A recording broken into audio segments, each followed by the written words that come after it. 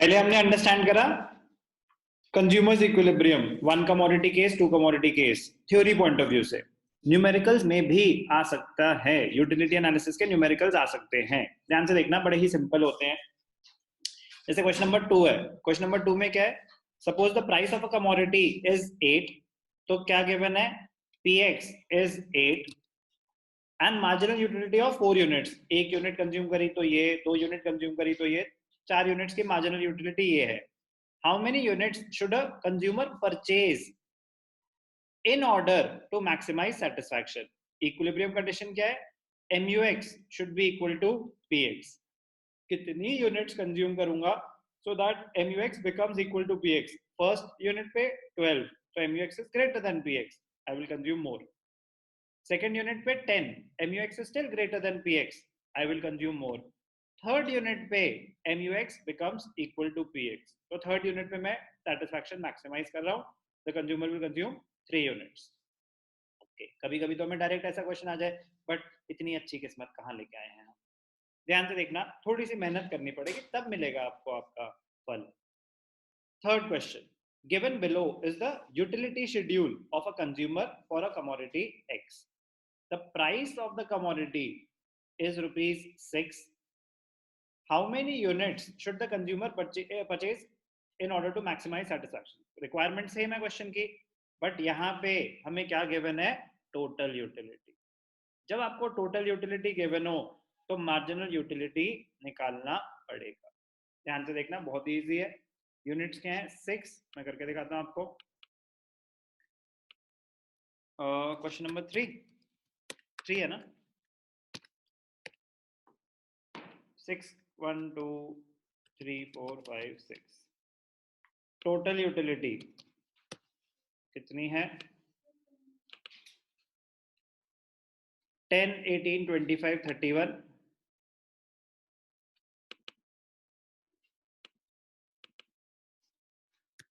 10 18 25 31 34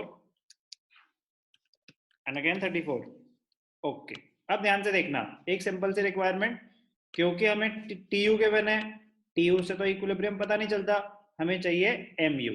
क्या चाहिए हमें, MU। तो ध्यान से देखना, हमें TUX गिवन था, हमें चाहिए MUX। MUX का फॉर्मूला क्या होता है, ध्यान से देखना, MUX is equal to TUN minus TUN minus 1। जिस भी यूनिट का, बेसिकली हम किसी भी यूनिट का मार्जिनल यूटिलिटी निकालना चाहते हैं, तो TUN माइनस TUN माइनस 1 का मतलब क्या होता है, फर्स्ट का तो 10, प्रीवियस की यूटिलिटी क्या थी, टोटल 0, तो 10 minus 0 is equal to 10। 18 minus 10 which is equal to 8, 25 minus 18 7, 31 minus 25 6 3 0। Marginal utility कैसे निकालेंगे, स्वानी समझ आई? Yes sir. ठीक है, अब eight equilibrium MUX should be equal to PX, तो MUX equal to PX, PX क्या है 6, तो MUX 6 कब हो रहा है, when we consume 4 units of the commodity. MUX is equal to PX at 4th unit. So the consumer will consume 4 units of the commodity. Clear है आपका doubt? Yes sir. ठीक है, एक और क्वेश्चन करते हैं, ध्यान से देखना, question number 4। Suppose that a good is sold for rupees 30. Mr. A has already eaten 3 units of the commodity. His MU of third unit is 90 utils. If MU of rupee is 3 utils, should he eat more of the commodity or should he stop? ध्यान से देखना, बड़ा मजेदार question. तो अब यहाँ पे हमारे कॉन्सेप्ट्स यूज होते हैं। जब हमने इक्विलिब्रियम सीखा तो हमने सीखा वन कमोडिटी केस में इक्विलिब्रियम कब अटेन होता है? ध्यान से देखना, बड़ा इंटरेस्टिंग क्वेश्चन है। क्वेश्चन नंबर 4, मजेदार। इनमें बेस चेक होती है, क्योंकि हम कन्वीनियंस से एक शॉर्टकट तो यूज करते हैं, बट हमें पता होना चाहिए वो शॉर्टकट डिराइव कहां से हुए। वन कमोडिटी केस में जो एक्चुअल इक्विलिब्रियम कंडीशन है वो है MUX upon PX is equal to MUM। वो तो MUM कांस्टेंट होता है, और अगर कुछ मेंशन नहीं है it is assume to be 1, इसीलिए MUX is equal to MUM into PX. If MUM is 1, then we can say MUX, equilibrium condition होती है MUX equal to PX। वो तो तब ना जब MUM is equal to 1। अगर मैं स्पेसिफाई कर दूं कि MUM is 3 यूटिल्स, तो मैंने क्वेश्चन में बना दिया ना एक क्वेश्चन कि यहाँ पे क्या है, marginal utility of ₹1 MUM given था। क्या था? MUM 3।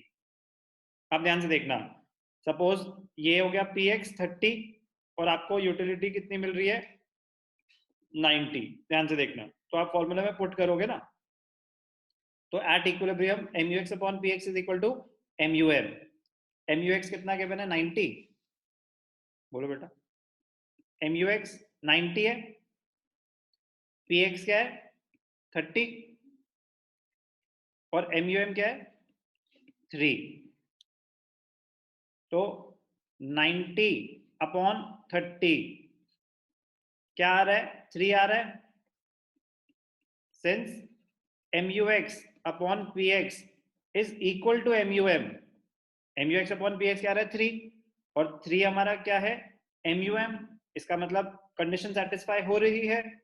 तो क्वेश्चन की रिक्वायरमेंट है, शुड ही ईट मोर और शुड ही स्टॉप? तो आपका आंसर होगा he should stop। क्या आंसर होगा?